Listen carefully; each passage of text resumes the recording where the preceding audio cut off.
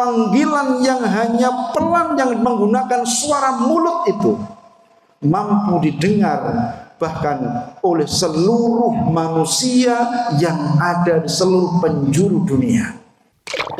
Bismillahirrahmanirrahim. Assalamualaikum warahmatullahi wabarakatuh. Allahu akbar, Allahu akbar, Allahu akbar. Allahu akbar, Allahu akbar, Allahu akbar. Allahu akbar, Allahu akbar, Allahu akbar kabira. Walhamdulillahi katsira. Wa subhanallahi bukratan wa asila.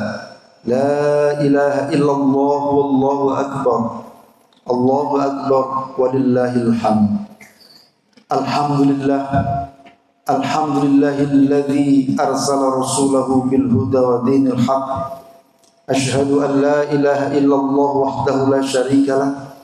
Wa asyhadu anna Muhammadan abduhu wa rasuluh. Allahumma salli wa sallim ala sayyidina Muhammadin wa ala alihi wa ashabihi ajma'in. Amma ba'd.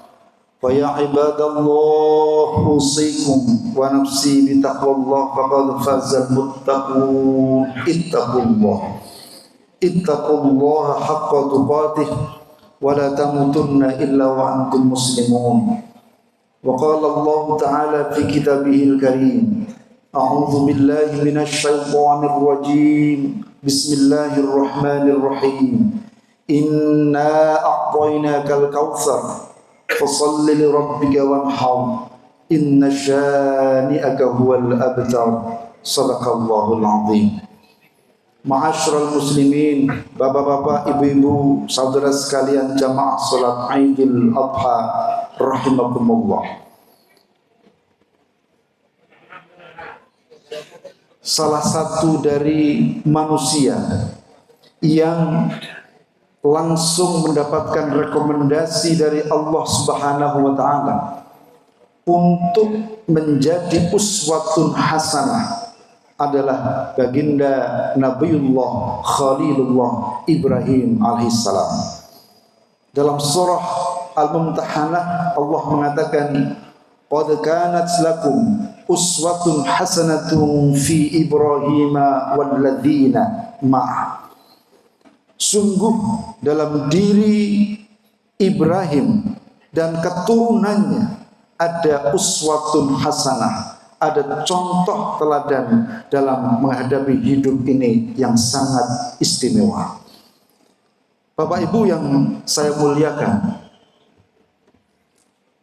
ada beberapa hikmah yang bisa kita ambil dari sepenggal kehidupan Nabiullah Ibrahim alaihissalam.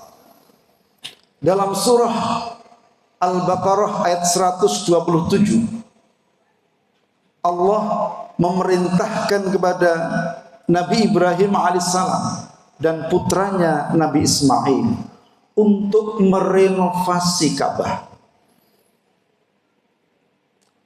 Lalu setelah mereka melaksanakan tugas dari Allah, mereka berdoa, Rabbana taqabbal minna innaka antas sami'ul alim. Wahai Allah, terimalah semua ibadah yang telah aku lakukan, karena sungguhnya Engkau adalah Zat yang maha mendengar lagi maha mengetahui. Bapak Ibu yang saya muliakan, maka kita bisa melihat satu prinsip yang pertama, barang siapa menjaga, meramaikan dan memakmurkan masjid, maka hidupnya akan dimakmurkan Allah Subhanahu wa taala. Saya ulang, barang siapa menjaga, merawat dan memakmurkan masjid, maka hidupnya akan dimakmurkan Allah Subhanahu wa taala. Maka kita bisa melihat hampir seluruh keturunan Nabiullah Ibrahim alaihissalam, apakah yang dari garis Nabi Ismail maupun dari garis Nabi Ishak, hampir semuanya menjadi orang para nabi dan rasul dan menjadi orang-orang yang soleh. Itu yang pertama. Dari sisi ekonomi, Nabiullah Ibrahim adalah orang yang sangat cukup hidupnya, atau orang yang sangat kaya raya. Al-Imam Al-Ghazali dalam sebuah kitab yang beliau tulis yang berjudul Mishkatul Anwar, beliau mengatakan bahwa Nabi Ibrahim itu seorang nabi yang memiliki binatang ternak sebanyak kurang lebih 12.000 binatang ternak. 12.000 itu kalau dikonversi menjadi rupiah saat ini, itu kira-kira lebih dari 200 miliar. Itu baru ternaknya saja, belum dengan aset-aset yang lain, belum dengan tanahnya, pertaniannya, rumahnya, dan lain sebagainya, belum dengan itu. Maka Al-Imam Al-Ghazali mengatakan bahwa Nabi Ibrahim adalah orang yang sangat sukses, baik dari sisi membina keluarga maupun dalam aspek ekonomi. Di antara hikmahnya adalah karena beliau mengabdi kepada Allah melalui merawat, menjaga, dan memakmurkan masjid. Bapak Ibu yang saya muliakan, hikmah yang kedua, laksanakan perintah Allah tanpa membantah, maka Allah akan memberikan hasil yang melimpah. Laksanakan perintah Allah tanpa membantah, maka Allah akan memberikan hasil yang melimpah. Bapak Ibu yang saya muliakan, setelah keduanya, Nabi Ibrahim dan Nabi Ismail, melaksanakan perintah Allah untuk merenovasi dan memakmurkan Ka'bah, rumah Allah, maka kemudian Allah pun memberikan tugas yang kedua, yang ini disebutkan dalam surah Al-Hajj ayat 27. Bismillahirrahmanirrahim.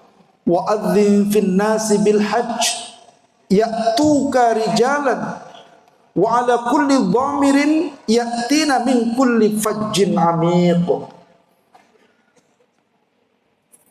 Dalam surah Al-Hajj ayat 27 itu disebutkan bahwa Allah memerintahkan kepada baginda Nabi Ibrahim Khalilullah, sang kekasih Allah, adzin wa adzin fin nasi bil hajj, serulah, ajaklah manusia untuk beribadah di Ka'bah, mendatangi Ka'bah.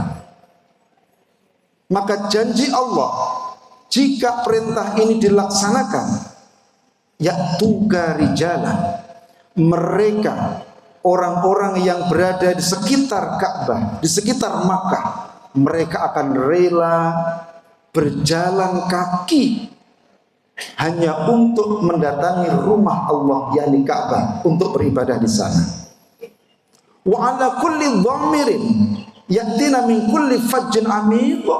Bahkan janji yang kedua Allah mengatakan, bahkan mereka yang ada di seluruh penjuru negeri, mereka akan datang memenuhi panggilanmu itu, meskipun harus menaiki kendaraan yang sangat-sangat terbatas dan sederhana. Maka kita bisa melihat rata-rata orang yang berangkat haji itu adalah mereka yang tidak melunasi cash, tetapi mereka melunasi biaya haji itu secara sedikit demi sedikit atau nyelengi. Bapak Ibu yang saya muliakan, bahkan dalam banyak hadis diceritakan bahwa panggilan Nabiullah Ibrahim alaihissalam itu itu mampu didengar oleh janin yang masih ada di kandungan ibunya, sambil mereka mengatakan tentunya dengan bahasa tauhid dan bahasa janin, labbaik Allahumma labbaik, labbaik Allahumma labbaik, labbaik Allahumma labbaik. Bapak Ibu yang saya muliakan, yang menarik adalah seberapa kuatkah panggilan Nabi Ibrahim alaihissalam? Berapa orang yang mampu mendengar panggilan itu? Waktu itu belum ada teknologi. Waktu itu belum ada internet. Sehingga panggilan dan seruan Nabiullah Ibrahim alaihissalam paling banter hanya mampu didengar dalam jarak 100 sampai dengan 200 meter. Tetapi pertanyaannya adalah mengapa panggilan yang hanya pelan yang menggunakan suara mulut itu mampu didengar bahkan oleh seluruh manusia yang ada di seluruh penjuru dunia, bahkan lintas generasi.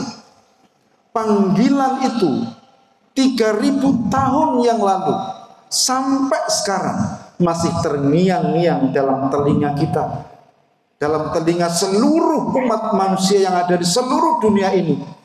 Mereka seolah mendengar panggilan itu, mereka mendengar seruan itu, bahwa jika Allah mengizinkan, mereka akan sangat senang jika mereka bisa berziarah dan beribadah di Ka'bah, rumah Allah Subhanahu wa ta'ala di Makkah Al-Mukarramah. Benar, barang siapa yang menjalankan perintah Allah tanpa bertanya, tanpa membantah, apapun perintah Allah. Allah memerintahkan kita untuk sholat, laksanakan sholat, jangan bantah. Allah memerintahkan kita untuk membayar zakat, bayar zakat, berikan sedekah, jangan bantah. Allah memerintahkan kita untuk berbakti kepada orang tua, laksanakan itu, jangan membantah, jangan melihat, Ustaz, bapak ibu saya itu orang yang tidak sholat. Atau mungkin, Ustaz, bapak ibu saya itu bukan hanya tidak sholat, tapi juga peminum, mungkin juga pezina. Bagaimana saya akan hormat kepada mereka berdua? Tidak usah melihat background dari orang tua. Apakah orang tua itu muslim atau tidak, sholat atau tidak, pezina atau orang baik. Perintah Allah adalah berbaktilah kepada orang tua, laksanakan perintah Allah itu apa adanya, jangan membantah, maka Allah akan memberikan hasil yang melimpah.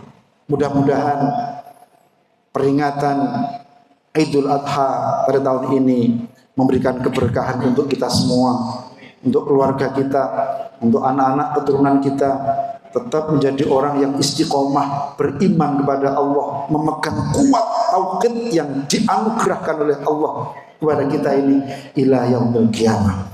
Bismillahirrahmanirrahim. Wal 'ashr innal insana lafi khusr illa alladzina amanu wa 'amilus shalihat wa tawassaw bil haqqi wa tawassaw bis sabr. Barakallahu li wa lakum fil Qur'anil karim wa nafa'ani wa iyyakum bima fihi minal ayati wadh dzikril hakim. Astaghfirullahal azim innahu huwal ghafurur rahim. Ya arhamar rahim. Allahu akbar, Allahu akbar, Allahu akbar. Allahu akbar, Allahu akbar, Allahu akbar, Allahu akbar kabira, walhamdulillahi katsira, wa subhanallahi bukratan wa asila, la ilaha illallah wallahu akbar, Allahu akbar walillahil hamd. Alhamdulillah, alhamdulillah hamdan katsiran kama amar. Asyhadu an la ilaha illallah wahdahu la syarika lah, wa asyhadu anna Muhammadan abduhu wa rasuluh. Allahumma salli wa sallim ala sayyidina Muhammadin wa ala alihi wa ashabi ajma'in, amma ba'd. فيا عباد الله أوصيكم ونفسي بتقوى الله فقد فاز المتقون اتقوا الله حق تقاته ولا تموتن إلا وأنتم مسلمون. وقال الله تعالى في كتابه الكريم أعوذ بالله من الشيطان الرجيم بسم الله الرحمن الرحيم إن الله وملائكته يصلون على النبي يا أيها الذين آمنوا صلوا عليه وسلموا تسليما اللهم صل وسلم على سيدنا محمد وعلى آل سيدنا محمد كما صليت على سيدنا إبراهيم وعلى آل سيدنا إبراهيم وبارك على سيدنا محمد وعلى آل سيدنا محمد كما باركت على سيدنا إبراهيم وعلى آل سيدنا إبراهيم في العالمين إنك حميد مجيد. اللهم اغفر للمؤمنين والمؤمنات والمسلمين والمسلمات الأحياء منهم والأموات. ربنا هب لنا من أزواجنا وذرياتنا قرة أعين واجعلنا للمتقين إماما. رب اجعلنا مقيمين الصلاة ومن ذريتنا ربنا وتقبل دعاء. ربنا آتنا من لدنك رحمة وهيئ لنا من أمرنا رشدا. وصلى الله على سيدنا محمد وعلى آله وصحبه وسلم والحمد لله رب العالمين. والسلام عليكم ورحمة الله وبركاته.